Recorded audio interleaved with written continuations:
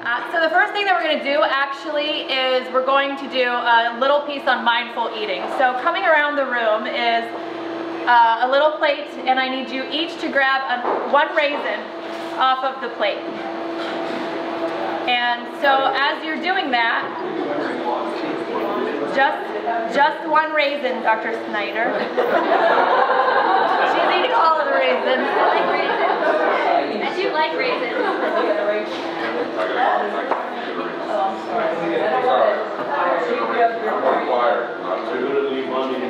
When everybody has their raisin, just kind of put them in clumps. Are you trying to test us? Yes, I'm seeing, making sure you have self-control. Yes.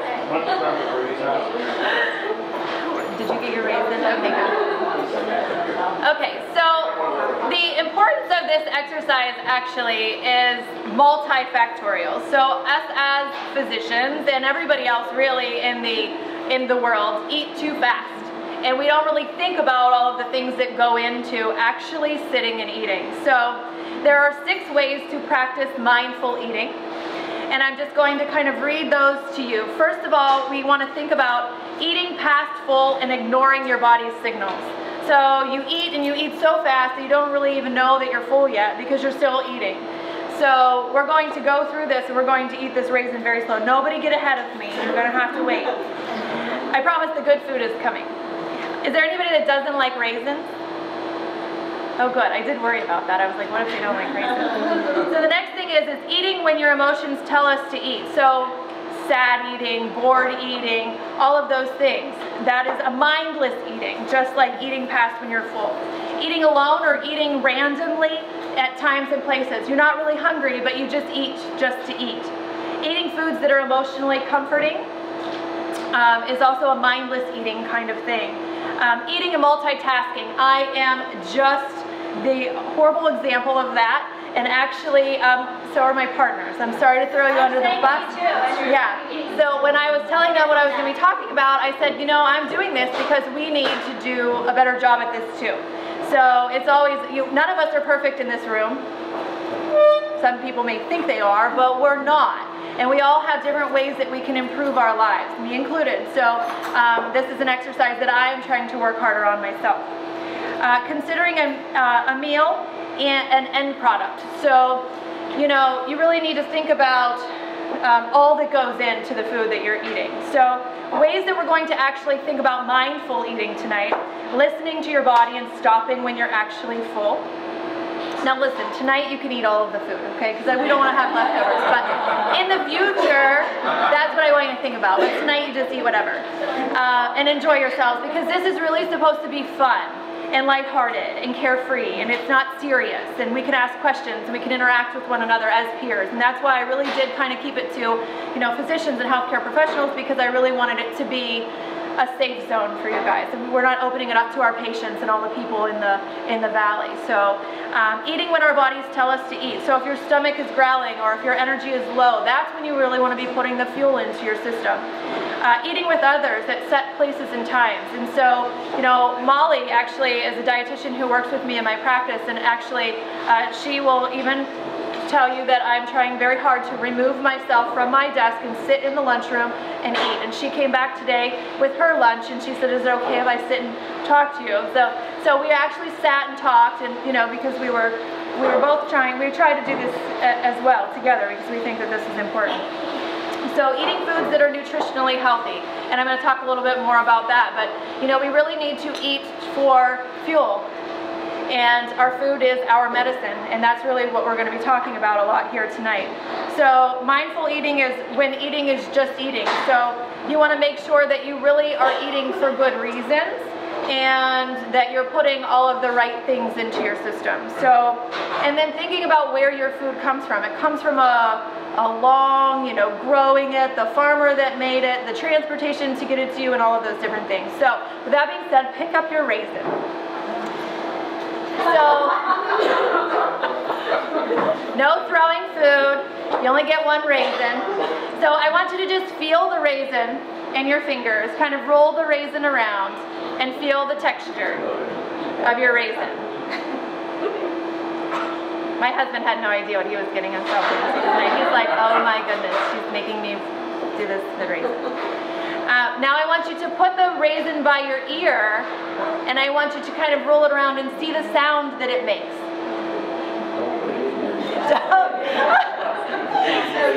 He said, okay, we do have ENT doctor in the house. If you put the raisin in the ear, don't worry. Don't worry, we can get the raisin out. We have all the right tools in the car, right? You travel with it. Okay, so you've listened to the sound that the raisin makes. Now put the raisin by your nose and smell the raisin. Go ahead, Steve. Don't stick it in your nose. Just smell the raisin. But you can help with that too. Yes. No food in your orifices tonight. We have Dr. Miller here too, so. I don't want that raisin. Dr. Miller is GI, so you know the raisin would go in, you know, where. So, and then not in any orifice that, you know, David takes care of. So, okay, now look at your raisin. Look at it. So we're utilizing all of our senses, right? So we're looking at the raisin, we're feeling the raisin, we're listening to the raisin, we're smelling the raisin. And now, once you've mushed up your raisin and you, go ahead, Sean, you could put the raisin in your mouth. Now but wait, put it right to your lips. And what do you sense is happening? You're starting to salivate, right? Because you all want this one raisin. So think about the process. When we are eating at our desks and we're inhaling our food, we don't really even get these sensations. So once you put the raisin in your mouth, now swirl it around in your mouth and feel the texture with your tongue. And then as you're chewing, you're sensing the taste. And the taste is probably a lot different than eating a whole handful of raisins. And then think about the teeth that are involved. Because there's so much more that goes into eating than just a bag of chips and throwing your chips in your mouth, right? So as we get food tonight, I want you to just enjoy the experience of being here with your friends, your colleagues, and we're gonna be talking while you're eating, which is mindless kind of eating. But I wanted you to have this experience of mindful eating because I think it's really important that we do stop and take time to realize that we should practice mindfulness in our lives. And so you can practice mindfulness in your life. Mindfulness is being in the very present moment. And so we just spent a few minutes with that raisin. And we were right there. We were right there interacting with that. We weren't just kind of throwing it down the hatch. So we weren't thinking about anything else but just eating the raisin. So is he ready to? Yeah, so what we're gonna do actually is we're gonna get food, and then I'm going to talk a little bit. We have a great kind of lineup of Dr. Snyder has the science behind the plant-based diet. Molly is with us, our dietitian, and we have the Full Health program here from Pittsburgh, and we'll tell you a little bit about all of that. And really it's just gonna be fun.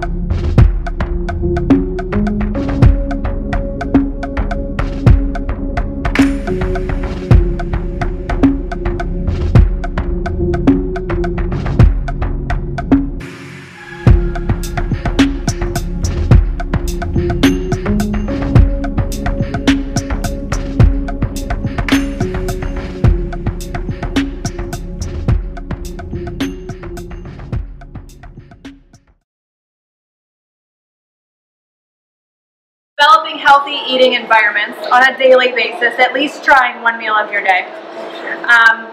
Eat your food, consider the life cycle of your food, and then lastly, attending to your plate, being serious and mindful about what you're putting on your plate. So this event that I really put together for you tonight kind of is an extension of the Healthy Living series. How many of you guys have heard of the Healthy Living series?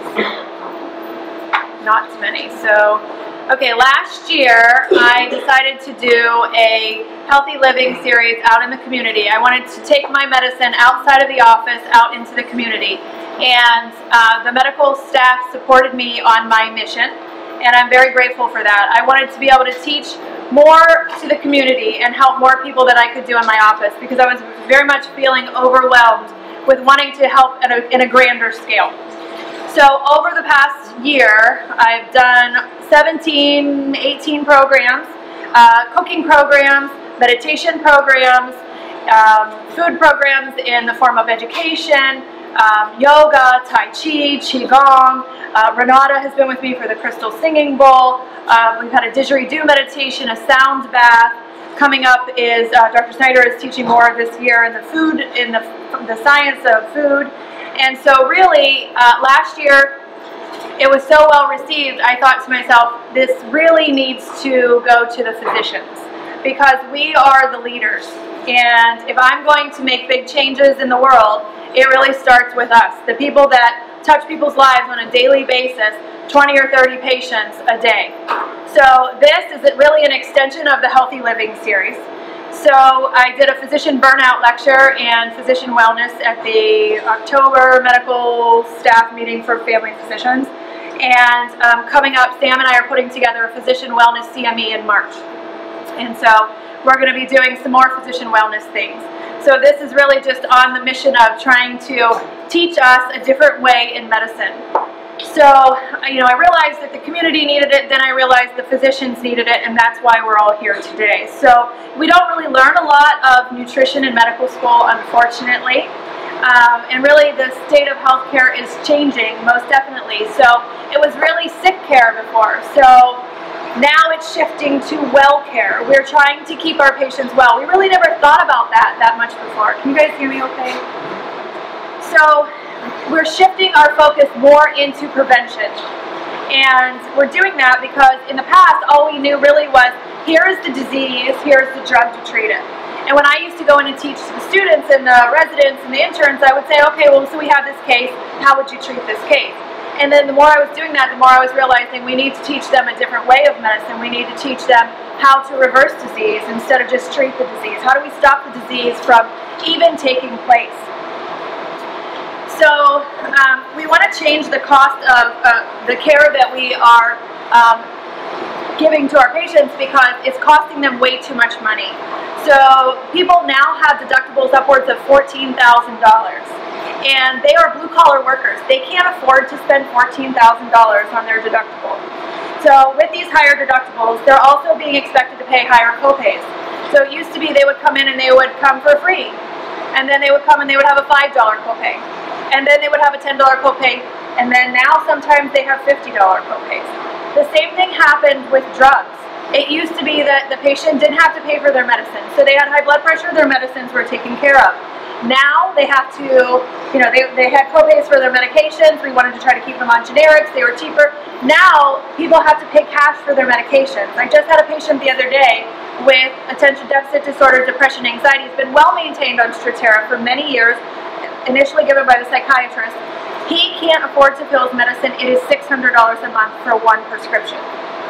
So people can't afford to pay for their medication, so they have to think of a different way. So really that was one of the things that I was doing with teaching the patients meditation. The big thing that I did this past year was meditate, not medicate. And I'm teaching patients that you can meditate to reverse disease processes and really be more mindful in the things that you're doing. So we're shifting also in physicians and reimbursement. So it used to be that we were paid based on volume. So the more you saw, the more you made. And that is now changing significantly. We're no longer volume driven, we're quality driven. And so what do we do with that? We have to figure out how to have better quality of care for our patients. And it really is the right thing to do. Glad that turned off. So they start to look at the medical expense ratio. How much does it cost us to take care of our patients? So they're looking at how many tests we're ordering, how many prescriptions our patients are on, and they're tracking these things. So really what you want for your patients is you want to keep them well. You don't want them to be on a lot of medications. They're looking at readmissions, and you know, if a person goes to the hospital, did we do it right the first time? Now a lot of times this is a problem because they don't listen to us, and so then they get readmitted and it does fall back on us, but really it was not anything that we really did wrong. It's even changing that the ER visits are now, people have to pay cash if they're not admitted to the ER, or they have to pay the full cost of the ER. So again, all of this comes down to keeping your patients healthy and well. So we are the leaders. Everybody sitting in this room is a leader in healthcare, and we have to be the ones that make these changes. Once we do it in our own lives, it's just going to be easier to do it in your patients' lives. And then everybody is going to benefit. So our families benefit from it, our friends benefit from it, our patients benefit from it. So if you think about it, it's really disrespectful to not take care of yourself, because if you don't take care of yourself, guess who has to take care of you? My husband will have to take care of me if I'm not taking care of myself, right? And so we don't really think about those things. We just go to McDonald's and eat before the plant-based cooking program, and then we expect our wives to take care of us later. I was paying attention. So really what I try to teach is that the food that we eat is medicine. So the food that you eat can be the safest and most powerful form of medicine, or the slowest form of poison. And so no disease that can be treated with diet, exercise, and lifestyle changes should be treated with a pill. It just shouldn't be. So it starts with knowledge, and knowledge is power. So really what we have to do is we have to empower our patients to make these changes. And I remember when I first started talking about this program that I wanted to do for the community, and somebody said, patients aren't going to listen, they're not going to show up. Well, I can tell you that that in the community, they're not my patients that are coming. They're everybody else's patients. If you guys look in your packet, you actually have the healthy living seminars listed. It started last year in Hermitage. If you guys don't have it on this side, we can send some over. It started last year in Hermitage, and this year I've expanded it into Newcastle. The reason I did that is because there was such a need for it. People were asking for it, and we had upwards of 135 people coming to events. So I felt that it was significant enough to move it into Newcastle, so we had 2 locations. So people that show up to these, if they're UPMC employees, actually get deductible credits, because it's showing that you took a healthy step in your life. So, you know, share this with your patients, share this with your friends. This is completely open to the public. When I designed this, it was no barriers. So there are no financial barriers. There are no age barriers, no gender barriers, no physical fitness barriers. I have women, men in wheelchairs on oxygen, 88 years old, doing yoga. I tell everybody, if you can breathe, you can do anything that I've designed. And if you can't breathe, well then, you know, I'll get the AED because there's one in the building, and then we'll take care of that too. But really, we're trying to teach people a different way to take care of themselves. And you'd be amazed at how many people come in and they're hungry for the knowledge. They're hungry to have that education, because that knowledge is power, and they want to make those changes. So I tell everybody at the very beginning also, I am not trying to take anybody's patients. I'm sending them all back to you. Our practice is very busy. We don't need one more. We don't need one more person in our practice. But UPMC thinks we need lots more. So, right? Yes, we're open to take many more. So really, the big thing is, you know, our bodies are machines, and we have to learn to put the right fuel into our machine. So just like we take our car to the gas station to put fuel in the tank, we can't put sugar in the tank, we can't put water in the tank. We have to put the appropriate fuel in the tank for our... Can you grab that, please? Actually, it's important. Sorry, guys. So, I'm just going to back up for a second and tell you that my grandmother is not doing well. She's in the hospital and she had a stroke. So, part of me being here tonight, Debbie asked me this question, and I'm not going to cry, but I come from a family where there wasn't a lot of emphasis put on healthy eating, and I'll tell you about that in a minute. And so, it's really important for me to still have this program and still to get my mission out, because it is knowledge is power. And so if my family knew what we know now, then lives could have been saved. So I apologize. That's why I sent my husband out, because I think they were calling just to kind of give us an update.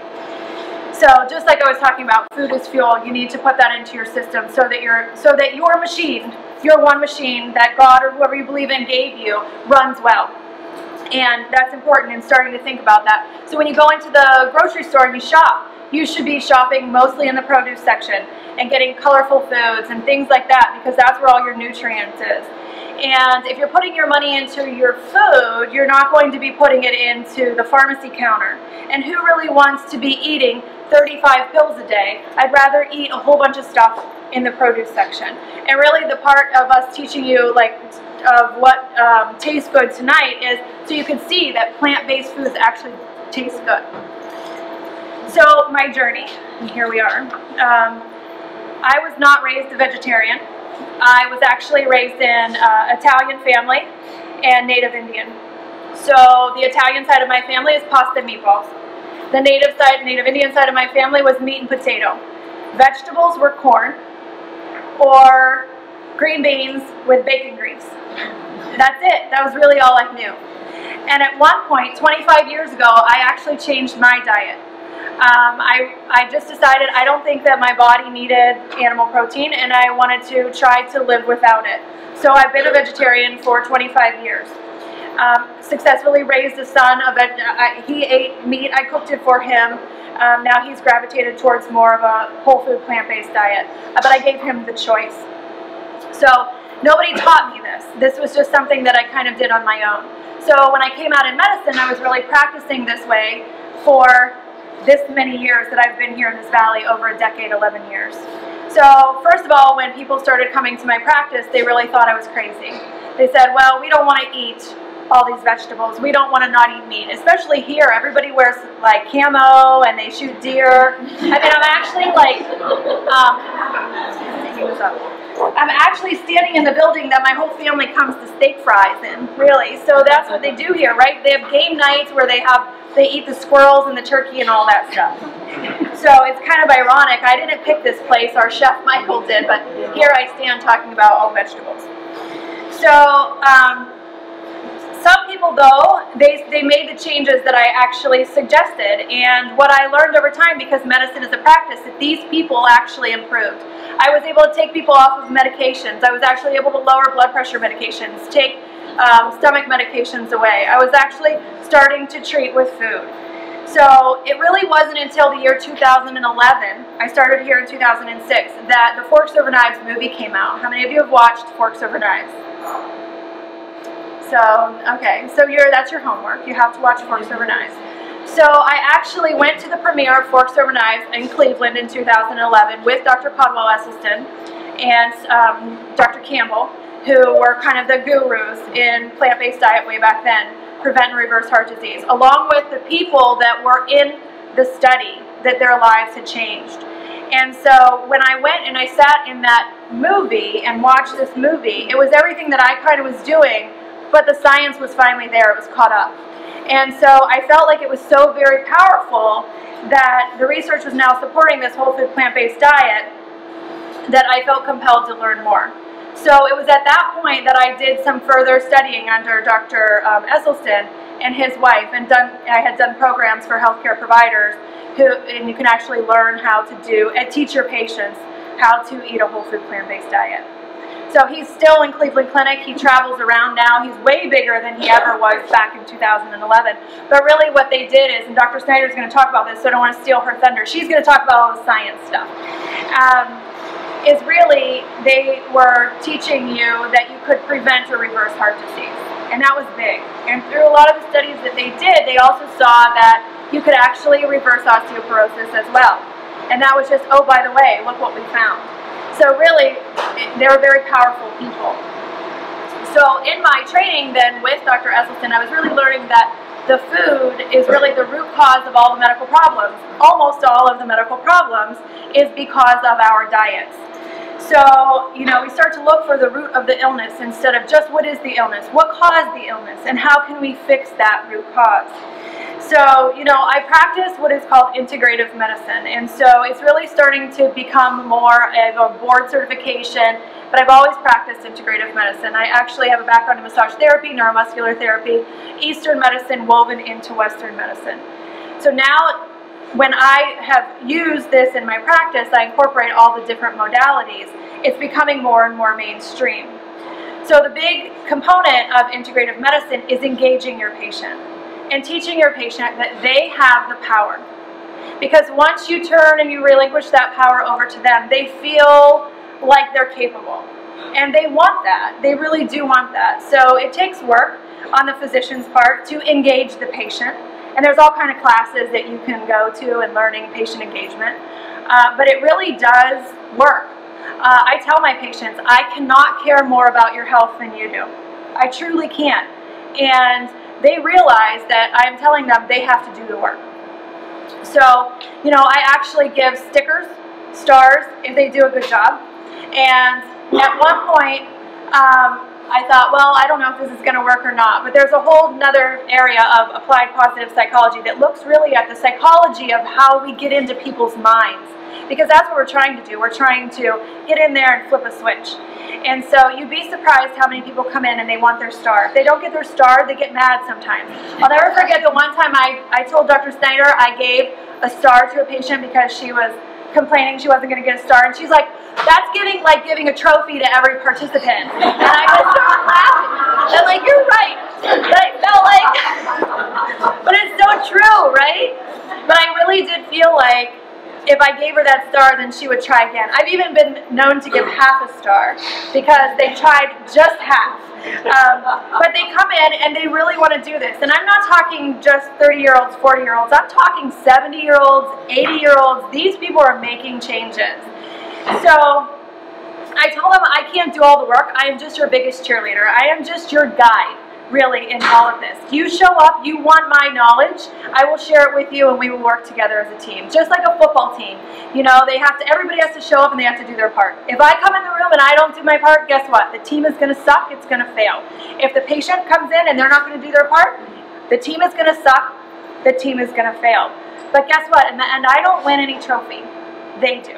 And I tell them that. They win their life, right? That's their trophy. That's their prize. So they have a happier life. They have a healthier life, a life without medications. They feel empowered. They feel engaged. They feel committed. And it's because you gave that back to them. So we're going to talk about some of the different options that we have for treatment for some of these things tonight. So, you know, we also incorporate mind, body, spirit into our care. And so a lot of times you can really get into a person's head and talk to them because, you know, the pastors of churches is the big one because they're out there teaching the whole congregation. But they have to be an example to that congregation because people are looking at them, people are watching them. But it's no different than us as physicians. People are looking at us. People are watching us. You cannot believe. If ever anybody wants to go grocery shopping with me in Hermitage, you should go. It's funny. People look at my cart. They analyze everything that is in my cart. I am scrutinized for everything. But it's okay. I'm okay with it because I make good choices. Because I know in the end, I only get one life. And I need to take care of that the best I can. Do I cheat sometimes? Yes. Do I cheat on meat? No, never. Not in 25 years. But I cheat on, you know, we were just in Florida and I had key lime pie. So you should, right? You should also balance your life, and that's important. So with all the different things in integrative medicine comes botanical medicine, sound therapy, energy work, all these different modalities. And it's important that I bring this up because really JACO, the hospital accreditation, is starting to look at different modalities for treatment for pain. And that's something we're going to also talk about at the upcoming CME because I think it's important. So narcotics are a huge problem in our country, we know that. And we have to think about alternative methods for pain control for people. And again, turning things back over to them. So things that you can utilize like aromatherapy, meditation, the mindfulness, the spirituality, the psychology, all these things come into play. Proper sleep, making sure that you're sleeping well. I know a lot of us went for many, many years without sleeping well, but it's really important. There's a lot of studies that actually show now that, and I'm going to send this always, you know, to Dr. Matthews. I always am like, well, I have to make sure that I speak well because Dr. Matthews is in the audience. But there's a book called Alzheimer's Solutions that I was actually just reading about, and I don't know if you read about it, but it really looks at prevention of Alzheimer's disease. And so some of the things that it incorporates is mindfulness, sleep, stress reduction, and proper foods. And so again, a very, very bad disease, dementia, that we really can't do much about. You know, even in my own family, I have patients, my own family has dementia. We're maxed on meds. There's nothing more we can do about it. So the disease just ensues. So what do we want to do? We want to stop that disease process. So these are all the things that we start to talk about. So the diseases that actually can be treated with food are important. We're just going to talk about, Molly's also going to talk about some of them. But the big ones, heart disease, stroke, diabetes, Alzheimer's disease, like I was just mentioning. Some of the inflammatory diseases people don't think about.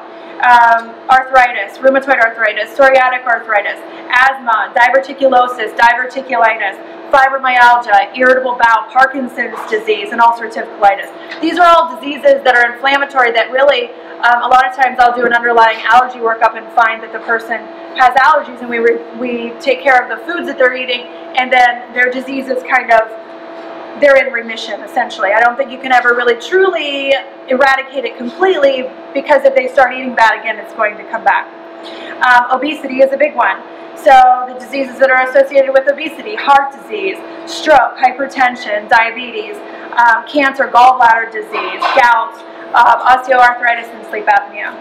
So many disease processes actually can be treated with diet, exercise, and lifestyle. Not always, but even I've seen recently thyroid disease, which was a big one, because I always used to say, well, I can reverse almost all disease processes with diet, exercise, and lifestyle, but thyroid you're kind of stuck with. I've learned over time that really, when we make sure that you don't have underlying food allergies and that you are eating clean, the whole food plant-based diet, that I can get people off of thyroid medication, which I never thought that I would ever be able to do in my practice. And so, you know, medicine is a practice, and if I wasn't brave enough to try some of the things that I did along the way, I wouldn't be standing here right now telling you about what I have done. And I'm here today really to tell you and encourage you that there is a different way in medicine than here's a pill for the disease. So it's really thinking outside of the box, really getting to the root cause of the medical problem and actually treating that. So I'm just going to run through this list, and then I'm going to turn over to Dr. Snyder. So, oh, I have to always mention this one: erectile dysfunction. And I mention this because the way to, you know, get into men is through their penis. And so they want their penis to work well. They want to have erections like they're 20. And I tell them, you know what, you can. You can actually have stronger erections if we eradicate some of the plaque in your vessels. And we've learned through the Prevent and Reverse Heart Disease that we can actually clean up those vessels by putting in the right foods, by increasing the blood flow through, by kind of knocking away some of those plaques. So, you know, can I always make it work like it was 20, you know, you're 20 years old? No, but I can darn well try. So we put in clean foods, and we make sure the blood that's flowing through the vessels is full of oxygenation. So that makes everybody happy, really, in the room, right? The guys and the women and all that. So fatty liver is another one that actually, I think, Sharon, you can speak to this. It's actually climbing up as one of, or if not, the top 3 things that are causing problems. Is it? Right, it's going to take over for you. Absolutely. So, and that is self-harm, really. The person kind of did it to themselves. So, GERD, indigestion. You know, it used to be said, and I've watched even Sharon change. For years we would say, well, this person has to be on a PPI for life. And now we've learned that if they just really change their diet, these people don't have to be on these PPIs for life. Some do, yes, right, but not all. And so you kind of turn that back over to the patient. So obstructive sleep apnea by weight loss, that actually can improve the obstructive sleep apnea. Heart disease, we know that can be reversed. Cancer, actually that's a big one. So we put people on a whole food plant-based diet, whether we remove sugars, white flours, things like that, make sure that they're not eating meat, things that kind of, cheese is the big one, that make the tumor grow. Skin disorders is something you guys probably don't really think about, but I see a ton of that, and actually with Molly, the dietitian who works with me, we actually have a lot of patients who come in for psoriasis, acne, eczema, that really they have an underlying food allergy. We treat the food allergy and actually the skin condition goes away. So it's actually pretty cool stuff, putting the right fuel in the system, and you don't have the skin, which is the largest organ inflamed. So increasing the immune system, making it healthier because you're putting the right fuel in, you're actually putting the right fuel in the tank. We talked about the Alzheimer's, but another big one is, and I see this, is the artificial sugar. And that is actually shown to actually increase dementia as well as increase your risk of stroke. So you can't just switch over from Coca-Cola to Diet Coke. You really just need to be putting clean things in, like water. We're made up of water and wine. Systemic yeast, you'll hear a lot of patients come in, well, I have systemic yeast infection.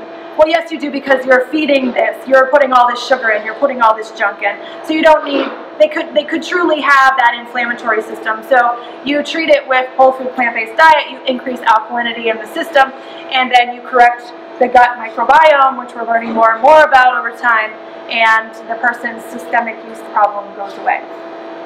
So all these things can actually be treated with food. And the cool thing about all of this is food doesn't have a lot of side effects associated with it, except for the fact if you have a food allergy. So really the time now is to make these changes. because healthcare is shifting, and so all of you who showed up tonight, really, I believe are on the cutting edge, and we need to be pioneers, and we need to shift the way we're treating our patients. So it's important to make these changes to increase longevity in our own selves, as well as decrease our risk of disease, which then ultimately we learn and we decrease our patients' risk of disease. So we want to make that change. We want to set a good example for our family, for our friends, for our patients. We want to educate ourselves and be that pioneer in the field, be that trendsetter. You know, people do look at you kind of crazy sometimes, but it's okay. We have thick skin. We wouldn't be all in medicine if we didn't. So we need to learn to treat and reverse the disease processes that we're dealing with and use food as our medicine. So we want to save ourselves as well as our patients money and cost of care. And we want to earn more money, and that's another big thing. We're starting to be paid based on quality. So the better your quality in medicine is, the better you will be paid. So I felt that it was important because, you know, we all want to make enough to support our livings and not make less because we don't really know how to use food as medicine. So we don't want to deal with the side effects of the medications that we're using because we know that the side effects are plenty and they're really just an annoyance. So we want to try to get rid of those if we can. So decreasing our cost of care, improving our medical expense ratio, and that's something that we're always actually looking at in medicine. So let's empower ourselves to treat the root cause of the disease, engage our patients, and overall our patients will be happier, they will be healthier, and our jobs overall will be much more satisfying and rewarding.